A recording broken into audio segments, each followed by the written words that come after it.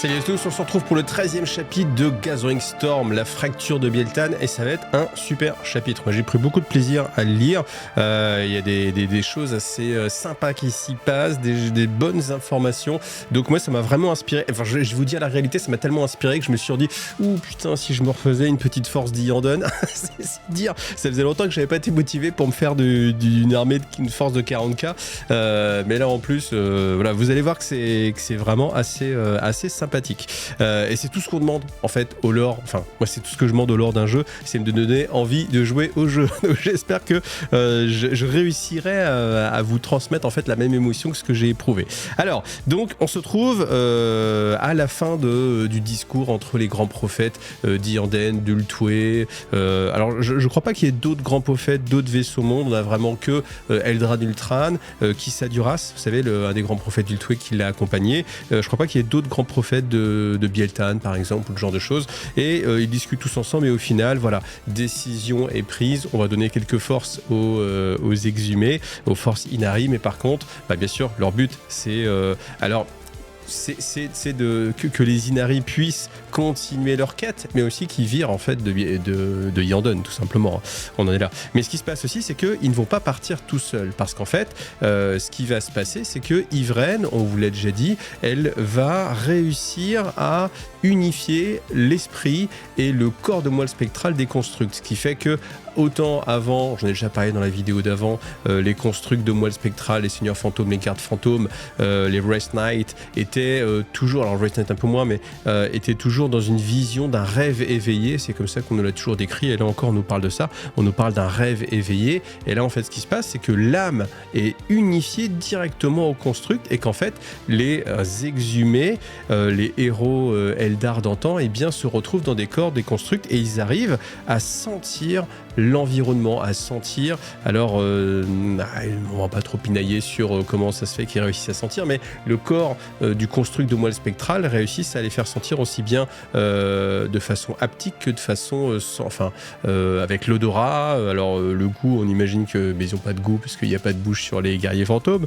d'ailleurs c'est dommage, ils vont peut-être avoir faim, bon ok, on va pas trop partir là-dedans, mais vous voyez, ils ont pris complètement possession des constructs, et en fait c'est extrêmement notable puisque tous les constructs en fait agissent comme des Eldar, c'est-à-dire avec cette vivacité, avec cette élégance. Par contre, ils ne peuvent pas parler. Alors ça, c'est quelque chose que je trouve assez pas beau, mais c'est quelque chose qui est assez fort, parce qu'en fait vous avez le retour des anciens héros disparus des Eldar, mais ils ne peuvent pas communiquer directement en parlant avec les vivants, avec leurs descendants au final, et ça c'est, alors voilà, c'est dit un petit peu, mais voilà, et on nous dit que comme ils ne peuvent pas exprimer les remerciements, c'est dans leurs actes, dans leurs gestes, qu'avec beaucoup je trouve plus le mot, mais de pas de gentillesse, mais vous voyez, ils sont très respectueux envers Ivraine, donc ils font des révérences envers Ivraine, et vraiment ils la reconnaissent comme étant celle qui leur a donné une nouvelle chance de se venger. Et oui, on reste là-dedans, on reste dans la vengeance d'Iyanden, et en fait ça va être très marqué, parce que ce qui va se passer, c'est que donc la force des Inari va reprendre en fait le chemin, donc repasser par le portail Warp qui se trouve à la poupe du vaisseau mondial de Iyanden pour repartir dans la toile et continuer son chemin. On ne sait pas encore vers où, mais en tout cas ils vont continuer le chemin. On peut imaginer qu'ils vont essayer de trouver une piste pour retrouver la 5e épée déchue qui leur manque. Alors a priori ils ne sont pas accompagnés d'Iriel. En tout cas dans tout le chapitre que j'ai lu, dans tout ce que j'ai pu lire, on ne parle pas d'Iriel, et comme il y a beaucoup après de combat, je pense que si Iriel était là, il aurait donné un petit coup de lance. Donc donné qu'il n'est pas là, je pense qu'il est resté sur Iyanden pour défendre Iyanden. Par contre, là où je veux en venir, c'est que beaucoup des constructs qui ont été liés directement, donc les nouveaux guerriers fantômes ou gardes fantômes de Iyanden, eh bien n'ont plus rien à voir, enfin même tous les gardiens fantômes, et c'est ça qui m'a donné envie de faire une nouvelle armée spéciale Iyanden, c'est qu'ils n'ont plus rien à voir avec les constructs qu'ils étaient avant. Et en fait, ce sont vraiment des Eldar avec leurs gestes, leur côté gracile, agile, dynamique, leurs réactions, leurs émotions mais dans des corps de construct. Ce qui fait qu'on peut avoir, et moi je me rappelle une figurine que j'avais vue, alors là, si je la retrouve, mais je pense que j'y arriverai pas, mais c'est facile à retrouver, je pense, donc pourquoi j'y arriverai pas, peu importe, mais en tout cas il y avait des seigneurs fantômes qui étaient des exarques en fait, donc on avait un seigneur fantôme scorpion, je me rappelle, lui j'avais réussi à le trouver une fois, j'essaierai de vous le remettre. On peut avoir un seigneur fantôme aigle chasseur, un seigneur fantôme vengeur, enfin voilà, ou dragon de feu, enfin c'est vraiment très très sympathique, et je pense qu'on peut se faire une armée à thème Yanden où du coup les gardes fantômes, on essaie de les personnaliser un petit peu, alors que ce soit dans la gestuelle, faire des gestes qui sont moins, on va dire, robotiques, même si c'est pas des robots, mais vous voyez bien l'idée, et essayer de leur donner, je sais pas, des petits sentiments, des petites décorations, il y a vraiment, enfin je trouve que c'est très inspirant, voilà. Et ce qui est très marquant, c'est que la plupart des constructs vont décider de suivre Yvraine. Alors, il y a les plus conservateurs évidemment du vaisseau de Yanden qui vont... alors, s'opposer, c'est pas le mot, parce qu'on nous dit bien, très peu osent se mettre en travers des grands héros de la race Eldar défunts qui ont donné leur vie pour faire prospérer Yanden et le faire survivre jusqu'ici. Donc vous imaginez bien que le plus grand des héros qui a donné sa vie, voilà, comme je viens de le dire, s'il veut aller vers Yvraine et aller vers Kivraine, c'est un peu compliqué de dire vaudrait mieux que tu restes ici, on sait jamais, etc. Et c'est vraiment exactement ce qui est dit, c'est que très peu viennent s'opposer à la volonté de vengeance, encore une fois la vengeance. Alors il n'y a pas que la vengeance aussi, il y a aussi l'espoir, si ça c'est quand même important, il n'y a pas que la vengeance. Alors bien sûr, il y a la vengeance de se venger de leur mort, maintenant qu'ils peuvent le faire, mais il y a aussi protéger leur descendance et protéger les Eldar encore en vie, encore un corps, ceux qui sont sur le vaisseau de Yanden, de l'assoiffer. Et comme Yvraine leur donne une chance de le faire, eh bien ils saisissent cette chance-là, comme les héros qu'ils étaient du temps de leur vie physique avec leur premier corps. Donc, eh bien, la force des exhumés se trouve vraiment grandie parce que on a maintenant énormément de constructs et en fait, ça rapporte énormément de puissance de feu et de volume d'armée. Et on a cette armée qui plonge dans la toile. Alors, c'est un gros avantage évidemment pour Yvraine parce que maintenant, elle a une force. Alors, rappelez-vous d'où elle vient, tout ce cheminement. Elle a commencé avec quelques coteries d'Eldar Noir, de Drukhari, quelques incubes, quelques succubes, et là maintenant, ensuite, après, elle a eu renforcement avec des arlequins, du masque du chagrin nocturne, renforcement des Craftworld avec le premier, avec Bieltan, avec une belle force de Bieltan. On a eu des membres d'Ultwé plus récemment, et là maintenant, on a des membres de Yanden. Et en fait, alors ça fait un patchwork évidemment, mais ça fait un beau patchwork de tout ce que peut offrir la civilisation Eldar. Nous parle plus d'Exodite, ça aurait pu être sympa aussi, mais bon voilà, ils n'ont pas de figurines, etc. Mais ça aurait pu être sympa aussi qu'il y ait quelques références à quelques Exodites qui auraient aussi rejoint. On peut imaginer aussi qu'il y a les Corsaires, les Corsaires eux sont déjà là. Donc vous voyez, on a vraiment tous les aspects de la civilisation Eldar qui suivent les exhumés et qui comme ça s'allient ensemble en essayant d'avoir un but commun qui est vaincre l'assoiffé, vaincre Slaanesh. L'inconvénient, parce qu'il y a un inconvénient de taille, c'est que c'est la taille justement de cette force de combat. Autant quand elle est rentrée la première fois dans la toile, eh bien elle passait assez inaperçue parce qu'elle était accompagnée, on va dire, d'une dizaine, peut-être vingtaine, trentaine de guerriers. Là maintenant, c'est beaucoup plus conséquent. Alors on n'a pas de valeur, peut-être qu'on peut partir sur... je sais pas. En fait, à chaque fois, moi j'avais vraiment l'impression que la force était très restreinte, mais depuis qu'il y a une langue géante de Slaanesh qui a vaporisé une centaine de guerriers, je me dis ok, c'est qu'ils étaient sans doute 400 ou 500. Sinon on aura dit la moitié de la force aura été enlevée, vous voyez, enfin quelque chose comme ça. Donc je me dis bon ok, ils doivent être dans les 500. 500 c'est quand même une force qui ne va pas passer inaperçue. Et qui observe Yvraine ou qui cherche à retrouver Yvraine, c'est les Thousand Sons avec leur sorcier suprême évidemment, donc Ahriman. Depuis qu'il a entendu parler de Yvraine, eh bien, il s'intéresse très à Yvraine. Pourquoi ? Parce que de très près à Yvraine, c'est ce que je voulais dire. Pour ça, je dis plein de fois très. Voilà. Le mec qui s'auto-contredit. Ouais, mais c'est pour gagner du temps sur les commentaires de tout à l'heure.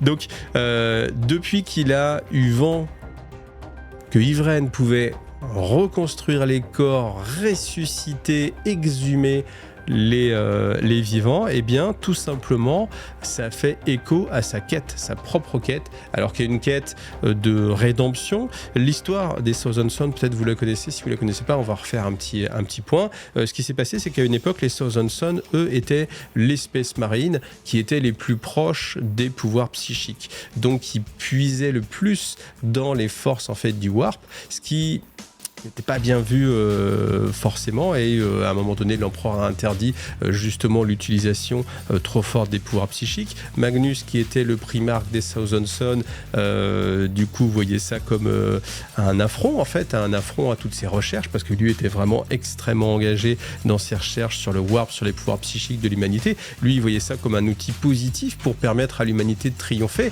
d'apporter la lumière à la galaxie, vraiment de façon très positive. Et puis bien sûr pour l'empereur c'était très dangereux parce que ça se rapprochait des dieux du chaos, mais on parlait pas encore trop des dieux du chaos.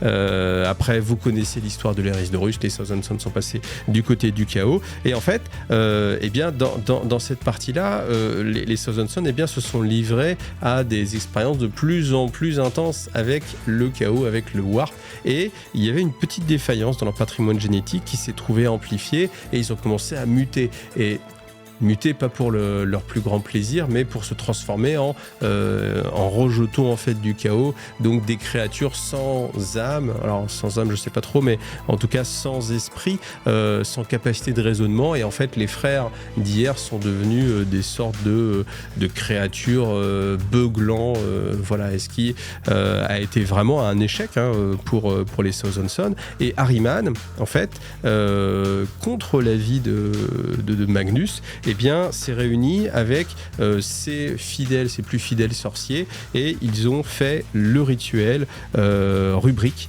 et c'est ce qui a transformé en fait. Alors, le but pour Ahriman, c'était de faire en sorte que ses frères ne mutent plus. Il n'y a plus de mutation de la chair. Et en fait, eh bien, Tzeentch a accordé cette demande. Donc maintenant, eh bien, les Thousand Sons ne mutent plus, leur chair ne mute plus, étant donné qu'ils n'ont plus de chair, et qu'ils ont été transformés en guerriers de poussière scellés à l'intérieur de leur armure. Et donc, du coup, c'est un peu le côté les bons génies, vous voyez, les bons ou les mauvais génies qui accordent des vœux. Et en fait, votre vœu, vous ne l'avez pas bien formulé parce que voilà, ça a été interprété d'une certaine façon. Et bien sûr, ça ressemble extrêmement bien à Tzeentch. Voilà, Tzeentch a fait d'accord, ils vont plus muter avec leur corps. Eh bien, ils ont plus de corps. Comme ça, il n'y a plus de problème de mutation. T'inquiète pas, les maladies, ça les affectera pas. Les mutations, il y aura plus. Ils ont plus de corps. Voilà, comme ça, c'est fini, c'est réglé. Mais ils sont pas morts. Ils sont à l'intérieur de leur armure, scellés pour l'éternité. Par contre, ils ont énormément perdu de leur personnalité. Ils sont plus que des automates. Et en fait, les rubriques Marines, ce sont voilà, des armures avec une âme à l'intérieur, mais qui ne sont qu'un pâle reflet de ce qu'ils étaient à l'époque, savoir des frères de combat, et qui agissent de façon décérébrée, en fait, très mécanique, comme des automates, tout simplement. Et il faut absolument que les sorciers, typiquement comme Ahriman, qui eux ont gardé leur corps pleinement, soient à côté d'eux pour essayer d'influer en fait sur leurs actions et de leur donner un peu des semblants de volonté. Et donc, le fait que Yvraine puisse ressusciter l'espèce marine des Thousand Sons, c'est bien entendu le Graal d'Ahriman, c'est ce qu'il recherche. Alors il recherche parce que, alors on nous le dit bien, c'est un mix entre la rédemption et la soif de pouvoir, parce qu'en fait, s'il réussissait à retransformer en fait les rubriques Marines en frères de bataille, eh bien, voilà, il ferait amende honorable, il reviendra en arrière sur le problème de cette malédiction, mais aussi il récupérerait une force de combat beaucoup plus opérationnelle, beaucoup plus puissante, donc il aurait plus de puissance en se faisant pardonner. C'est le combo gagnant pour Ahriman. Donc il cherche depuis longtemps, depuis qu'Yvraine s'est fait connaître, s'est fait connaître, à retrouver en fait sa trace. Il n'y arrivait pas avant, mais maintenant que les exhumés sont une force beaucoup plus grande, eh bien elle n'échappe plus à l'attention d'Ahriman, et Ahriman va les traquer. Alors, on sait qu'Ahriman a été dans la bibliothèque interdite des Eldar, et on sait qu'il a réussi à déchiffrer certains des secrets qui lui permettent d'avoir une très bonne connaissance de la toile. La toile dans laquelle, bien sûr, les Eldar sont, et Ahriman se cache aussi, et il peut espionner à distance ce qui se passe. Et on nous dit que 10 000 ans d'attente l'a rendu extrêmement patient, et qu'il attend le bon moment patiemment, comme une araignée dans son coin, pour attaquer les Eldar et réussir à tirer le maximum de secrets d'Yvraine, sans doute la torturer ou lui extraire en fait son savoir pour pouvoir l'utiliser justement pour ressusciter, enfin pour faire venir à la vie les rubriques Marines. Ce qui va se passer, c'est que quand les Ynnari entrent dans le Psyché Delta, qui est une zone spéciale en fait de la toile, c'est le moment où Ahriman se décide pour attaquer, et pour ce faire, il va sacrifier 999 esclaves pour Tzeentch, et Tzeentch étant flatté de ce sacrifice, va lui accorder une téléportation, et les forces des Thousand Sons et les sorciers Ahriman apparaissent directement devant les Ynnari. Ils vont complètement... tout va aller très très vite, évidemment. Dès qu'ils apparaissent, ils commencent à attaquer. Donc là, on va avoir plusieurs phases de description. Donc on a d'un côté, on va d'abord commencer par Yandon, on a les constructs de Yandon. Donc ce qui est important de noter, c'est que les constructs maintenant de Yandon, donc tous les gardes fantômes, se mouvoient aussi rapidement que n'importe quel Eldar. Et en fait, ils ne sont pas distancés, au contraire, ils vont aussi vite, même ceux qui ont les canaux fantômes, ils vont aussi vite que tous les combattants d'Yandon qui sont encore là présentement, parce qu'il n'y a pas que les constructs, il y a aussi évidemment des gardiens sans doute qui ont décidé, ou des guerriers aspects de Yandon qui ont décidé aussi de suivre Yvraine, comme à chaque fois. Il y a une partie de la population qui la rejoint. Et on a aussi Soulseeker, le grand Wraith Knight, qui lui, bien entendu, domine tout le monde sur le champ de bataille et fonce vers les rubriques Terminator. Et ce qui va se passer, c'est que dans un premier temps, évidemment, les Terminators et puis les rubriques Marines vont tirer sur les constructs, mais les explosions de Bolt sont inefficaces contre la moelle spectrale, parce que les gardes fantômes sont extrêmement résistants. Ça, c'est quelque chose qu'on peut avoir tendance à oublier, mais voilà, donc ils encaissent sans sourciller les tirs de Bolt, les tirs de Bolt psychique même, parce que bien sûr, comme on est sur les Thousand Sons, la plupart de leurs armes sont des armes incendiaires, donc on va avoir des explosions psychédéliques de couleurs, de formes, etc. Mais ça ne va pas avoir d'effet sur les constructs. Donc très vite, sont malins, les Thousand Sons changent leur cible et vont cibler les gardiens. Et la plupart des gardiens, là par contre, à chaque fois qu'un se fait toucher, il explose, il se transforme en flamme, il se transforme en choses cristallines. Enfin, vous voyez, comme c'est des armes de Tzeentch et qu'on est très proche, puisqu'on est dans la toile, donc on est très proche du Warp, là où justement les Thousand Sons tirent leur énergie, leur puissance, tous les effets de leurs armes sont décuplés, tous leurs effets psychiques, leurs pouvoirs sont beaucoup plus efficaces. Et c'est bien sûr les vivants du côté des... en même temps que je dis vivants, je me dis oui, mais attention, parce qu'en fait, les gardes fantômes maintenant sont aussi vivants. Ce ne sont pas des créatures biologiques, mais ce sont aussi des vivants. Ouais, ça c'est intéressant, donc... Voilà, je me corrige. Mais en tout cas, tous ceux qui ont un corps physique, alors ils ont aussi un corps physique, d'accord, mais vous avez compris, donc tous ceux qui n'ont pas de protection moelle spectrale vont se faire vraiment déchiqueter par les armes des Thousand Sons.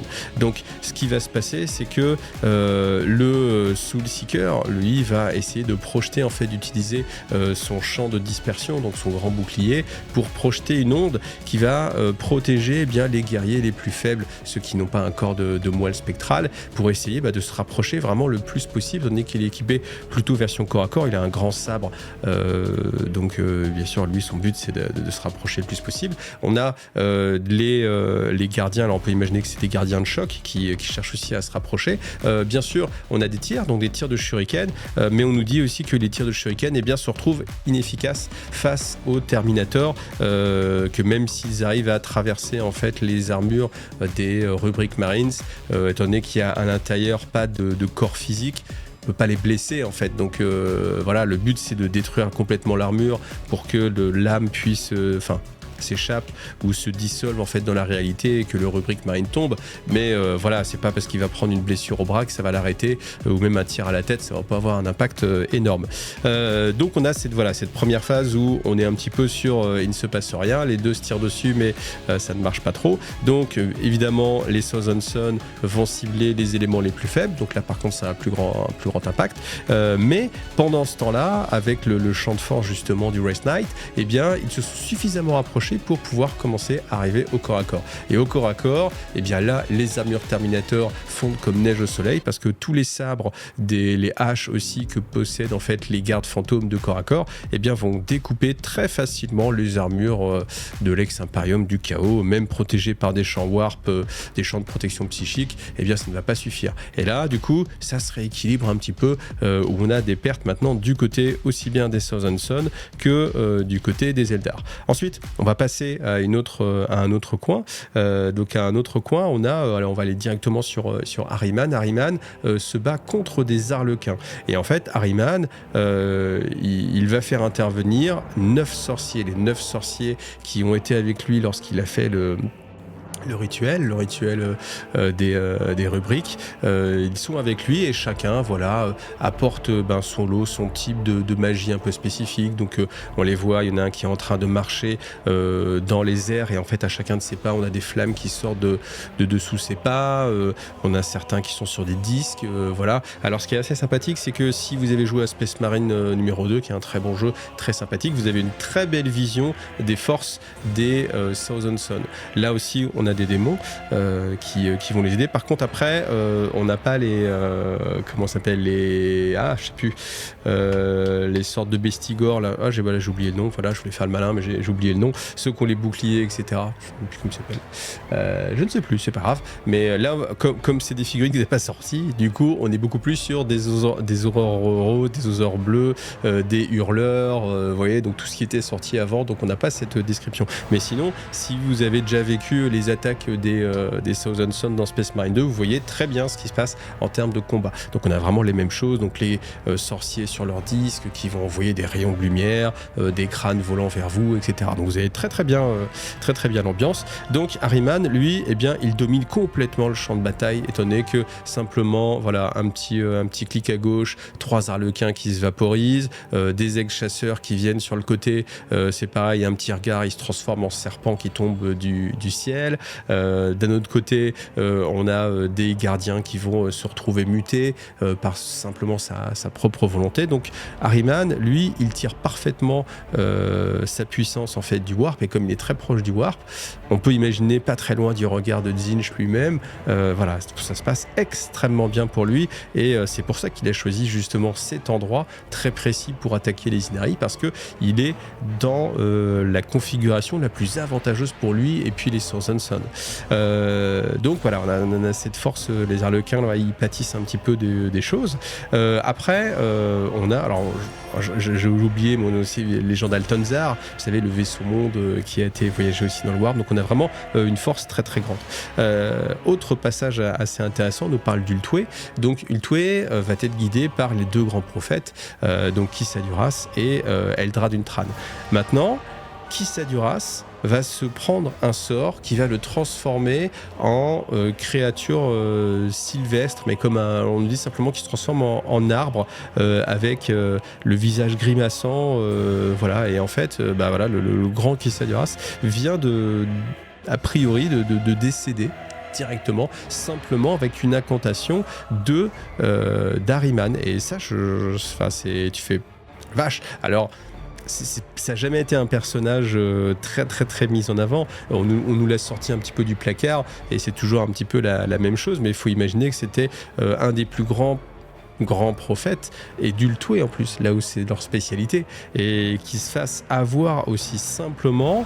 Waouh, c'est assez étonnant. Mais c'est assez étonnant, mais du coup, voilà, c'est impactant. Mais bon, voilà. Eldrad Ultra, lui, par contre, n'a pas été visé.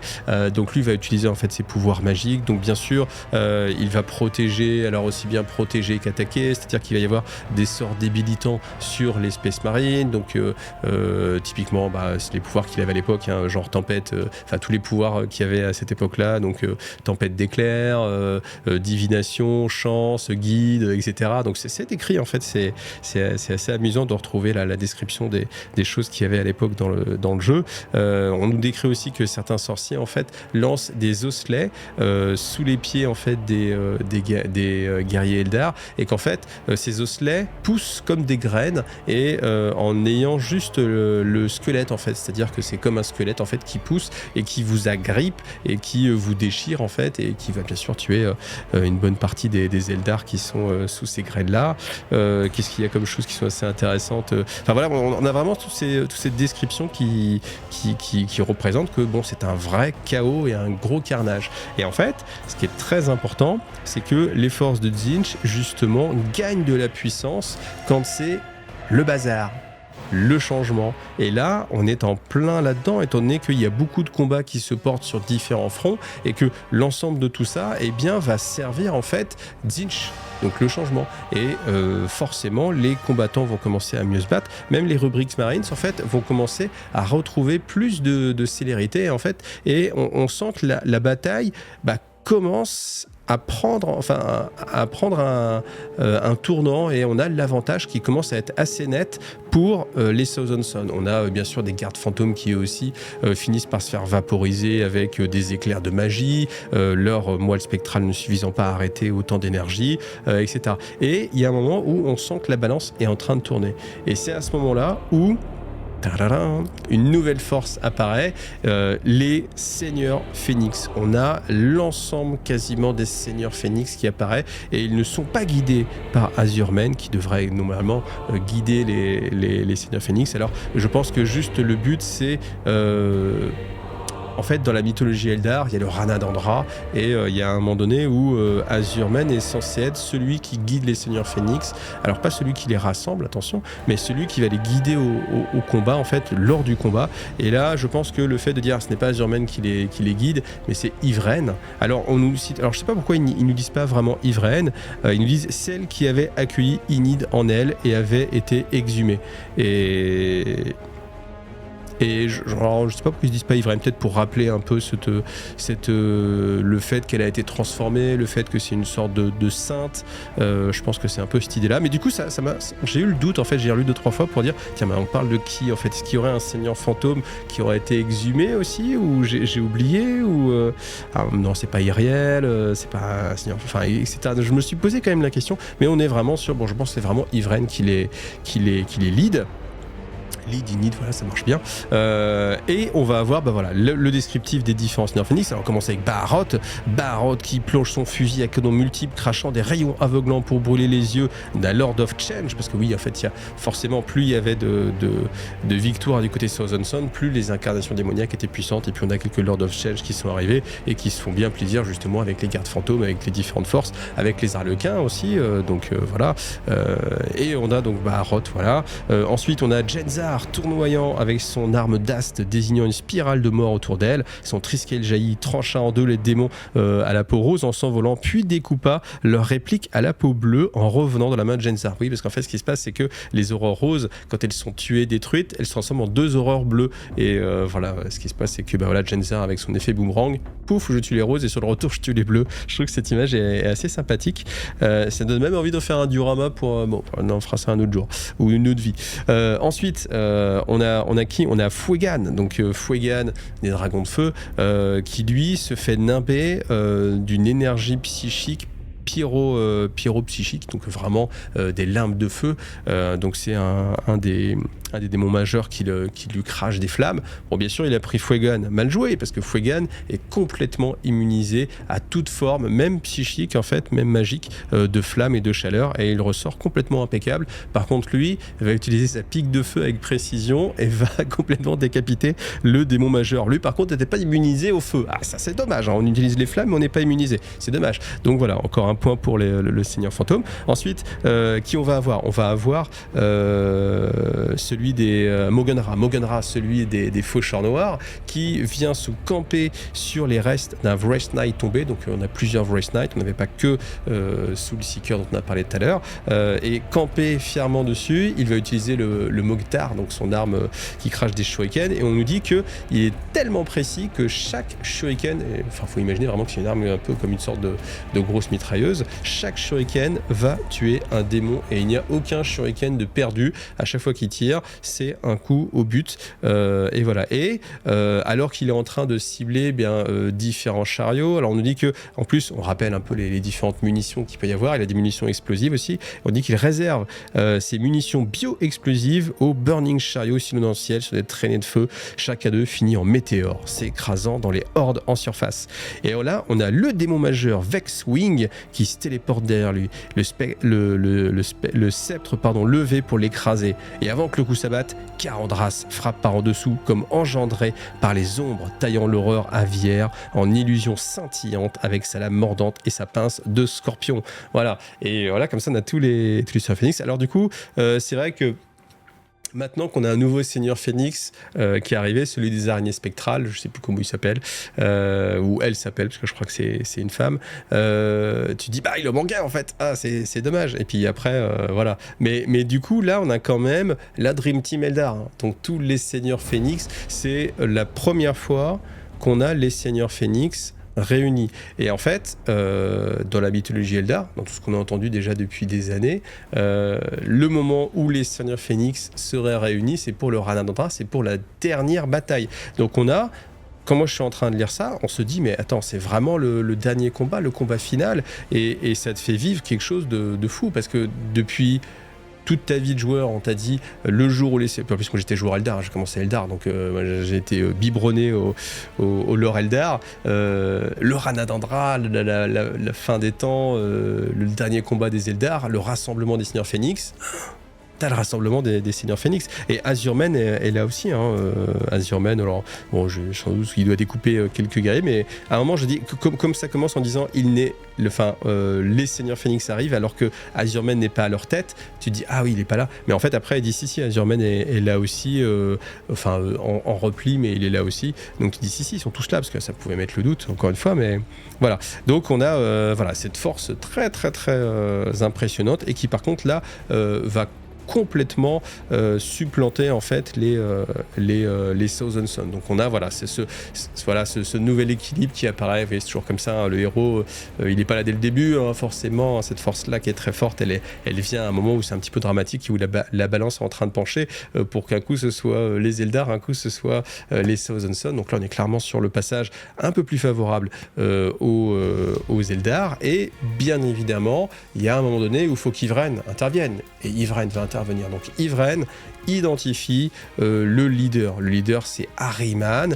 et alors elle le connaît intimement, dans le sens où elle a aspiré en fait quantité d'âmes, et que ces âmes continuent à vivre en elle, et que parmi eux il y en a certains qui connaissent Ahriman. Donc en fait elle a leur expérience, elle a leur mémoire. Alors c'est quelque chose qui est pas assez utilisé, je trouve, mais peut-être qu'après ça serait un petit peu trop compliqué, puis peut-être un petit peu trop redondant de toujours mettre ah oui, mais je me rappelle telle personnalité que j'ai aspiré, elle me dit que, etc. Mais là on a en tout cas le fait qu'elle connaît, elle a identifié Ahriman, et elle sait que c'est lui qu'il faut tuer pour mettre fin à l'attaque des Thousand Sons. Donc bien sûr elle n'est pas toute seule, à côté d'elle elle est épaulée du Visarque, et Visarque qui a aussi l'arme, l'épée déchue, hein, l'arme des cris Aphone, je crois, l'épée des Cryaphones. Donc l'arme de Yvraine, je sais plus, elle a un nom accouché dehors, donc je sais plus, peu importe. Et puis on a bien sûr l'Incarne. Hein, voilà, qui lui a aussi bien sûr maintenant une épée déchue, elle est au plein potentiel, et on a les trois entités, donc vraiment le triumvirat d'Inid qui est en train de foncer vers Ahriman. Ahriman, les voyant arriver, pose son bâton et en fait fait un petit geste avec ses mains, pouf, et les trois se retrouvent en dehors de la toile. Et en fait, ils se retrouvent paniqués parce que du coup, ils sont en lévitation, ils ne bougent plus, et ils sentent en fait le froid du warp tout autour d'eux, et ils sentent que le combat est loin, diffus, les sons, ils les entendent à peine, et Yvraine sent derrière elle le regard scrutateur d'une entité innommable, Tzeentch. Elle ne se retourne pas, mais elle entend « Retourne-toi, contemple la folie », et elle entend cette voix qui l'appelle, mais elle sait qu'il ne faut absolument pas qu'elle écoute cette voix, qu'elle se retourne, parce que derrière elle, sans doute Tzeentch lui-même est en train de la regarder. Donc elle regarde du côté du Visarque. Alors le Visarque, lui, essaie de se débattre avec son épée, il cherche à découper en fait le voile du warp, mais en fait les entailles qu'il fait se referment directement, donc il se débat, mais c'est sans espoir. Et elle regarde du côté de l'Incarne, et pour l'Incarne c'est encore pire, parce que l'Incarne est dans une sorte de cri de douleur, et en fait sa substance même est en train de se dissoudre dans le warp. Donc comme c'est une incarnation physique d'Enid, au sein du Warp même, eh bien il ne peut pas garder cette forme physique et il est en train tout simplement de disparaître dans un cri. Donc Ivren panique et elle se dit il faut que je tente le tout pour le tout. Elle prie Enid que cela fonctionne. Elle appelle, elle dit Ahriman, écoute-moi, je sais ce que tu veux, je peux t'offrir ce que tu veux. Et donc Ahriman lui parle psychiquement, elle lui dit mais qu'est-ce qui me fait croire que je peux te faire confiance, que peux-tu savoir, tu ne peux pas me le prouver. Et elle fait regarde, si tu ne me crois pas, regarde. Et en fait, elle rassemble en fait les forces d'Enid et elle envoie en fait une sorte d'onde de non-vie vers des rubriques Marines qui étaient tuées, donc c'est-à-dire vraiment des morceaux d'armure qui sont au sol, quelques cendres. Et en fait, ce qui se passe, c'est que les armures se recomposent et en fait, les rubriques, eh ben, agissent comme des frères de bataille, c'est-à-dire que Ahriman entend sur les Vox en disant frère Ahriman, qu'est-ce qui se passe-t-il? Mais où sommes-nous? Nous combattons contre des Eldar, que se passe-t-il? Frère, où es-tu? Et en fait, on voit que tout de suite, les Thousand Sons, eh bien, leur entraînement reprend le dessus et ce sont plus des rubriques marines, ce sont des Thousand Sons, des frères de bataille d'Ahriman tels qu'ils étaient à la Grande Croisade. Et en fait, ils viennent reprendre les formations qu'ils avaient travaillées ensemble, ils viennent en tir défensif et Ahriman comprend tout de suite que Ivren détient effectivement la clé de sa rédemption et de son ascension avec encore plus de pouvoir parce qu'elle a réussi ce que lui a cherché depuis 10 000 ans à faire sans jamais parvenir à réussir. Elle lui donne le pouvoir de ressusciter ses frères de bataille, de les faire revenir, d'annuler le sort des rubriques et du coup forcément on sent l'exultation. Donc on nous dit que même on a Ahriman qui est en train de trembler de joie et de plaisir, on a des frissons qui lui parcourent les épaules et il refait un petit geste et Ivren se retrouve directement de nouveau dans au sein du combat et donc on imagine que Ahriman ne va pas l'attaquer effectivement et voilà, et dès qu'elle apparaît dans l'espace du warp, de la toile et bien tout de suite elle crie faites-le, et là on a le Wraith Knight Soul Seeker qui arrive et qui avec son sabre, son immense sabre coupe le tissu en fait de la toile, parce qu'il faut imaginer qu'ils sont dans des sortes de salles, et en fait va trancher en deux la toile et on a la toile qui se sépare donnant directement accès au vide et du warp. Et là on a l'incarne qui a repris bien sûr sa forme, qui va inspirer est tellement fort que tous les rubriques tous les Thousand Sons qui sont plus des rubriques Marines se trouvent aspirés et tombent dans l'interstice qui vient de s'ouvrir et tombent dans le warp.